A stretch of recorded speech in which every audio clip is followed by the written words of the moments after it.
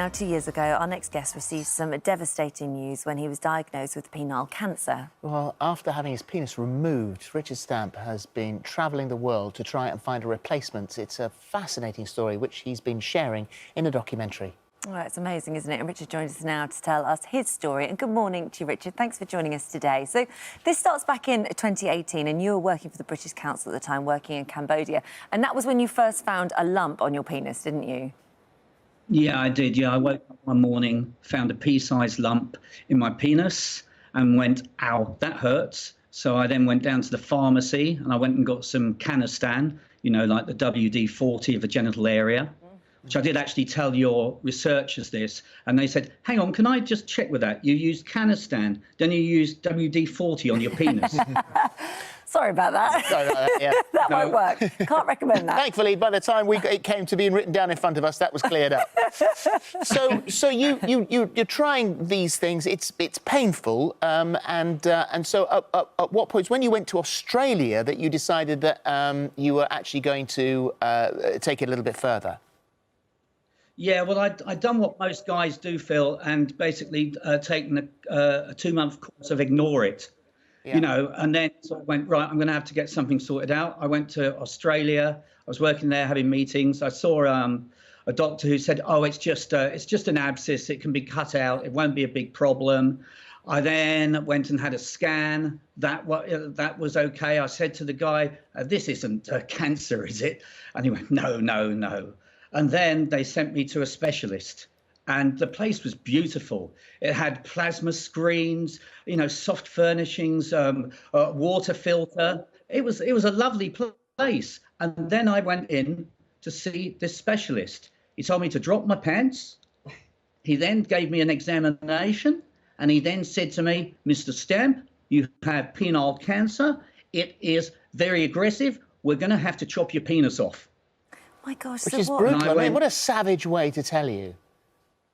Yeah, well, it was just horrible. It had no care or compassion at all, you know. And you know, I just fell to pieces basically there and then, and I was kind of going, but what about sex and things? And he said, forget about being a man. Get that out of your head now. It's not going to happen.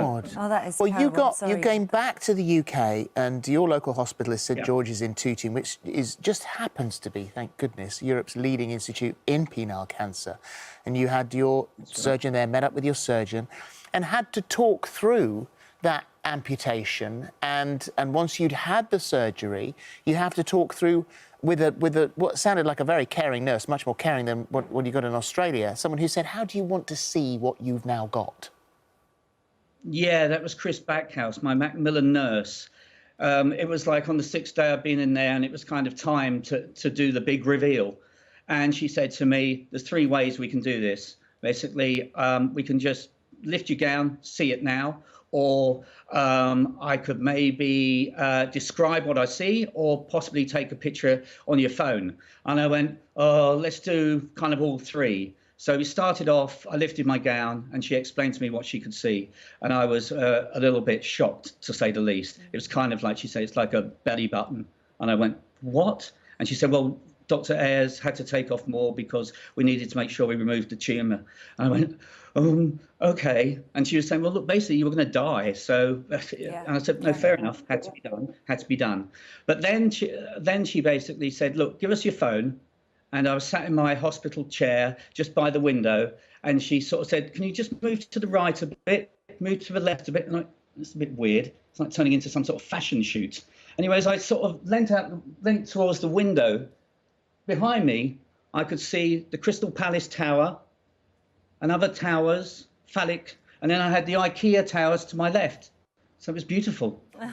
And we should also point out that for 30 years you've been doing a bit of comedy as well, so you've found a lot of humour in what you've done. It's probably been a bit of a saviour right now. The documentary is about you travelling the world, trying to find, there are places that say that they could potentially grow one, there are bionic ones and robotic ones, but funnily enough, the system that you have discovered, in actual fact, didn't need you to travel around the world, you found it here. Yeah. What I'm planning to go for is reconstruction, basically, which they use parts of your body. So, I mean, basically, people with penile cancer can have this reconstruction.